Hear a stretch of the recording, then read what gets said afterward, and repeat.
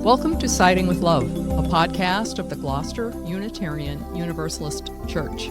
My name is Carol Bousquet, and I'm one of the co-hosts, along with Reverend Janet Parsons. We are excited to present our very first episode of the podcast, Siding with Love. Our goal is to create a space for thoughtful conversation and connection, with new episodes released monthly. You can find more information and listen to our latest episodes by visiting our website, gloucesteruu.org. Now let me introduce, for the very first time, our minister, Reverend Janet Parsons. Hi, Carol. Thank you so much for thinking of doing this and putting the time and effort into learning how to do it, because this is something I would never have been able to do by myself. So this is very exciting. We are realizing that we're doing this as we enter a brand new season. We're here on the second day of fall, and we always take this opportunity to wish our Jewish friends and neighbors a Happy New Year, Rosh Hashanah. There's so much happening right now, and it's wonderful to just be participating in all that energy. Janet, can you tell us a little bit about our church, the Gloucester Unitarian Universalist Church, please? I would love to. Yes, we are originally a Universalist church. We were gathered in 1779. So as one of my colleagues said to me one day, "You're older than the country." And I just find that delightful. We split off from the Congregationalist Church here in Gloucester, and were founded by a group of people who were studying Universalist theology on their own and came to some decisions that they really needed to explore this brand new religion. And Universalism was the story that all would be saved. Universalism stood for universal salvation. And this was heretical at the time. People believed in the possibility of eternal punishment. Universalists felt that a loving God would never consign God's children to eternal punishment. And so this church was formed, and there were other little churches forming around the eastern seaboard at the time. We were the first one to formally be gathered. So we grew, and eventually in 1806 built the building that everybody sees today, the beautiful yellow wood structure on Middle Street that has been there since 1806 and is still going strong. We are there every Sunday morning and plenty of times during the week as well, still preaching that same message of love for everyone, and that everyone has a seat at the table, that a loving God doesn't leave anybody out.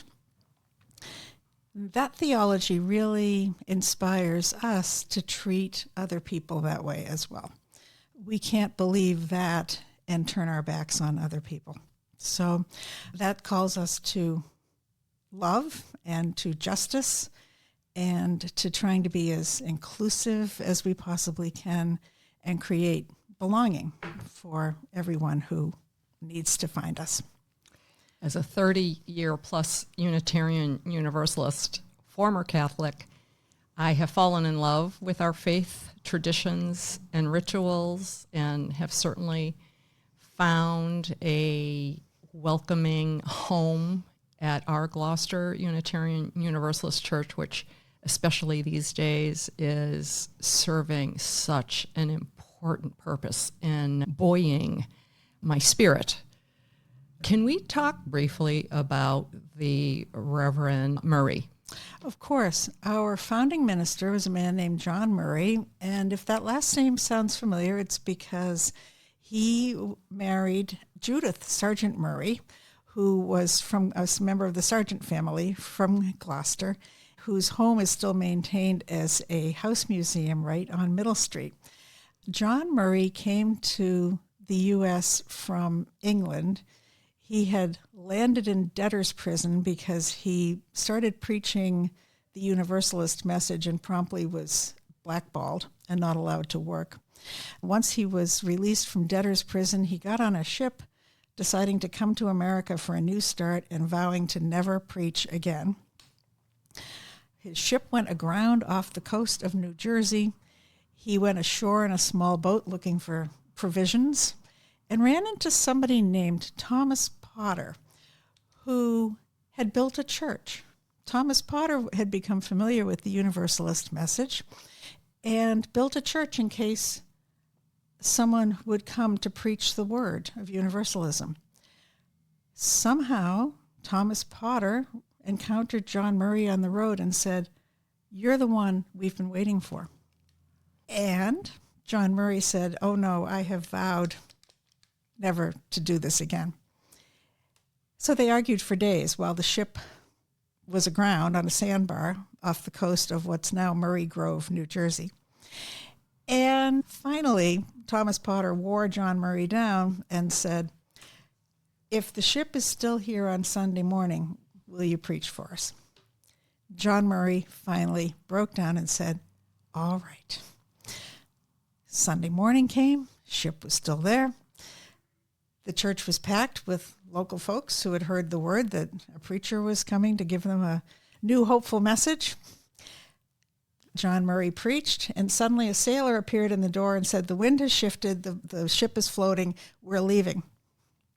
So off they went. That is our founding myth. A religion needs a founding myth. That is the Universalist founding story as told by John Murray himself in his autobiography. And ultimately, he made his way up and down the eastern seaboard, preaching this message everywhere he went, and grew quite a following, and eventually came to Boston, where he met Winthrop Sargent from Gloucester. And the Sargents invited him up here, and once he came up here, he fell in love with Gloucester. And he did continue to travel and to preach elsewhere. He said in his autobiography that in Gloucester, he felt that he really had found his home. So that is the beginnings of our congregation. He was our first minister. He was not popular in the town because, as I said, he was preaching this message that no one would be punished eternally. And that frightened people. They were worried that they wouldn't be able to control people's behavior if people weren't afraid of going to hell. So they would throw stones at him. They tried to run him out of town. Somehow he just never went. So very, very brave man, very committed. And from there, the church grew and grew until it was growing everywhere, in fact, and until the day came when they outgrew their little original church, which was basically a log cabin, and they built the big church on Middle Street. I'll be darned. I had not heard every one of those details, nor have I read his biography. Now, he had something to do with the separation of church and state. Can you elaborate on that briefly? Oh, yes. Okay, that's an important one. The First Parish Church was angry that a number of their people left to go follow Murray. And when people left, they also stopped paying their taxes to support First Parish Church. Back in those days, your tax money was assigned to the official church, which was First Parish. So First Parish was getting less tax revenue, and they started confiscating property from the people who had left the church to join the Universalists. They took silver from one house, and they would send the constables in and just have them grab things that were of value in lieu of taxes. I believe that at some point, one of the Universalists owned a sailing vessel that was down in Salem Harbor preparing for a voyage, and they went on board and took the anchor. So we have all these great stories about people losing their property. So ultimately, people decided to sue First Parish for the right to pay their tax money to the church where they were attending. And it sounds ridiculous to us now, but this in the early 1800s was how churches were financed. So over time, the court case had to go all the way to the Massachusetts Supreme Judicial Court. It was appealed multiple times. It went back and forth. Ultimately, it was determined that churches outside of the official church had the right to not pay taxes to the church. And that was the basis for the First Amendment in the U.S. Constitution of the separation of church and state, that the state couldn't insist on money from churches.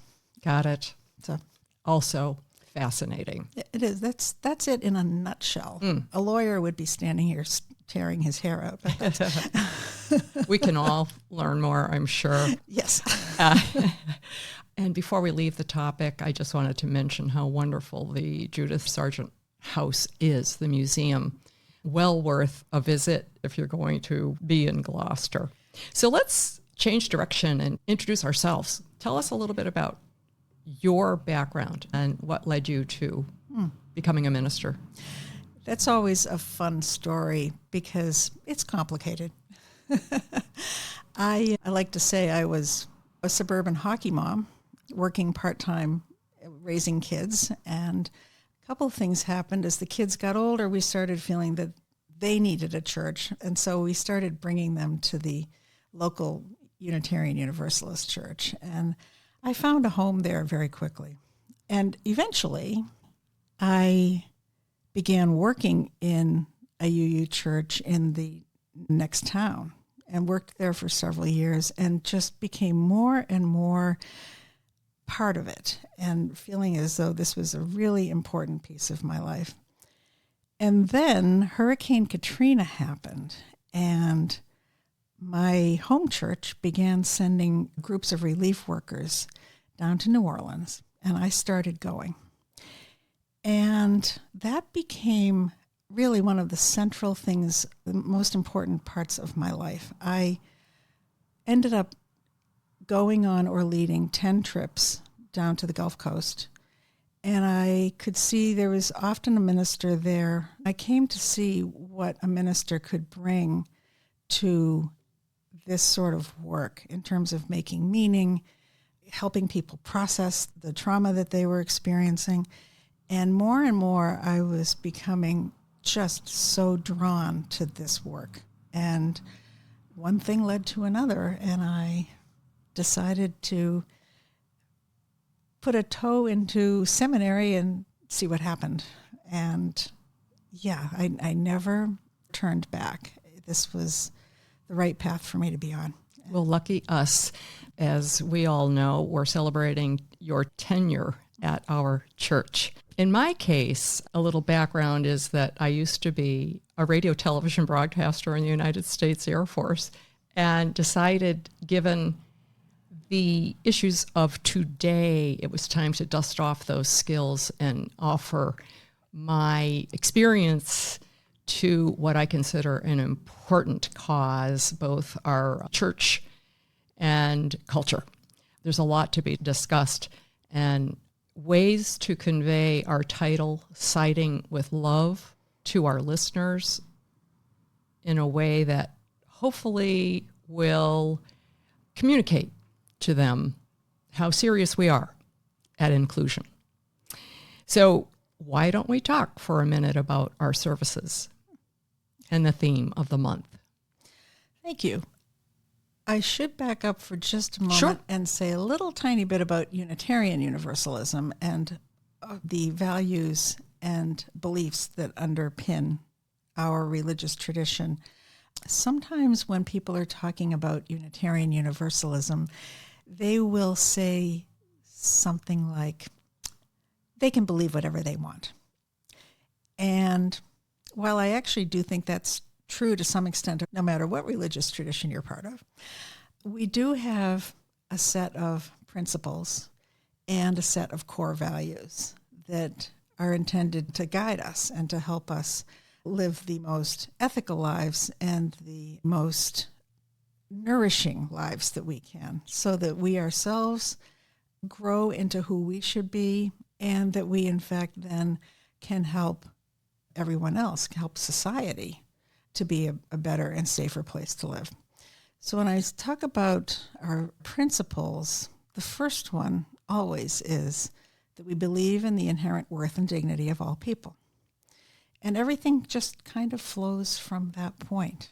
It's like if you accept that and you internalize it, then it colors what you do. We also have a set of 7 core values, well, 6, although we like to say that it's 6 values with love at the center. And those include things like valuing justice, equity, transformation, pluralism, interdependence. We're all in this together. None of us are alone here. And generosity. And so we try to implement those in our daily lives, and we try to hold love, or however you want to define love, at the center of everything that we do. So in our services, we try to embody those values, those principles, and remind each other each week that that's what we're here to do. And in order to do that well, we belong to a service that offers us themes of the month. And we have a monthly theme, and they're theological topics. So each week of the month, I will try to tailor a service to some aspect of a theme or another. And so we thought it would be helpful today just to introduce everybody to a little bit of Unitarian Universalism, to talk about this month's theme and how that can end up showing up in the services. The theme this month is belonging. And that's more than inclusion or tolerance or even acceptance. Belonging is creating space where people genuinely feel that they can be who they are and can contribute in ways that make them feel whole, but that they show up and are seen and appreciated and understood. So this past Sunday, we actually decided to flip that on its head a little bit and talk about the epidemic of loneliness that is happening in our country. And this is something that we don't talk about enough because a lot of people are quite isolated. And I think most of us try to hide that. We don't really want to. We don't want people to know. Someone sang a song in church on Sunday, an old Roy Orbison song, When You're Only Lonely. And it spoke to this sense of there's something wrong with me. Why am I lonely? It's my fault. And it was fascinating to work on this service because I was reminded that in 2023, the U.S. Surgeon General put out a report on loneliness and the lack of social connection. And that was extremely helpful. He started this by going around the country and doing a listening tour and asking people what they felt was wrong in their lives. And over and over and over again, people kept telling him how alone they felt. So that inspired a lot of research, and they discovered some really fascinating things, particularly the effects on physical health of loneliness and isolation. And they said that being lonely could have the same effect on your body as smoking 15 cigarettes per day. And I thought this was shocking, absolutely shocking. It is shocking. And they also demonstrated that people who are alone and not well connected have considerably higher rates of heart attacks and of strokes. I think it was in the range of between 25 and 30% more risk of heart attacks and strokes for people who weren't socially connected. And this makes a great deal of sense to me when you think about the effects of stress on the body and how humans evolved to be living in community. We're meant to be together. And so when people are outside of those connections, I intuitively understand the effects on the body of the stress that this would create. And this is invisible. Nobody's going to see it. And so it's only reading these reports to find out how they've been able to quantify the effects and show how damaging it is to live your life outside of community.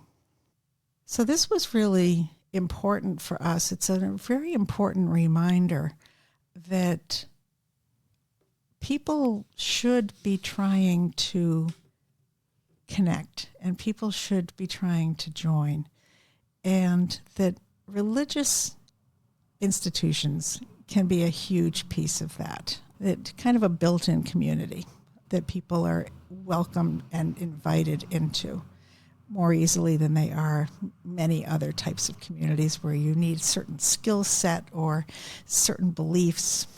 So this is, looking at loneliness is really helpful in terms of helping us to understand what the motivation is to seek belonging, as we're meant as humans to do. The theme of our month. Mm-hmm.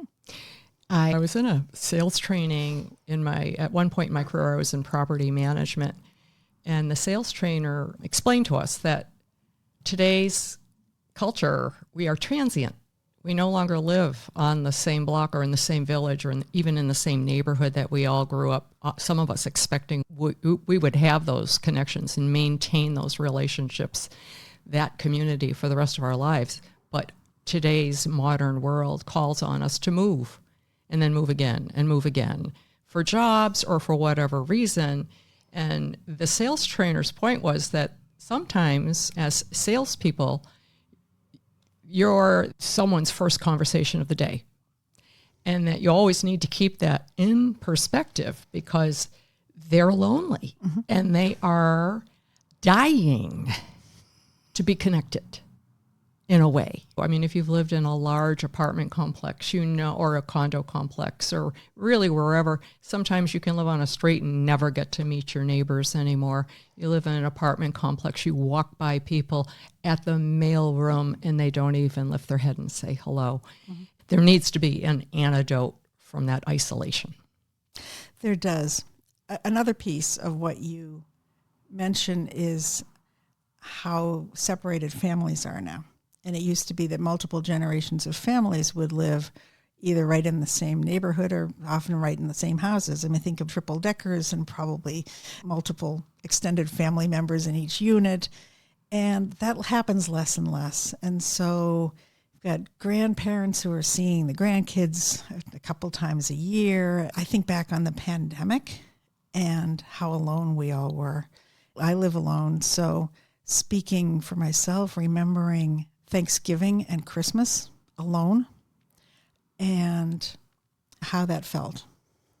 Oh, don't we all remember? Don't we all remember? Yes, and I hope we always will remember, because it's important to hold on to that so that we know that how important it is to find a different way and to help each other out. So we're going to switch it up again as we reach the end of our first episode with a fun segment that Janet and I hope we will make as a regular segment. And the segment is called, What Are You Reading? In my case, I brought along the church book group book, which is James by Percival Everett, a Pulitzer Prize finalist. James is a reworking of Huckleberry Finn from the Black slaves' perspective, and we're discussing that at our church on September 30. What I am reading is Why Fascists Fear Teachers, Public Education and the Future of Democracy by Randi Weingarten. She is the president of the American Federation of Teachers. I'm sure she has a lot to say about this, and I know I am looking forward to savoring that book. Are you reading anything special, Janet? I always have about 5 books that are half done. So I am currently reading The Covenant of Water. It's a wonderful multi-generational story. That's the kind of thing that I love. Author's name again? Abraham Verghese. That's right. Yeah.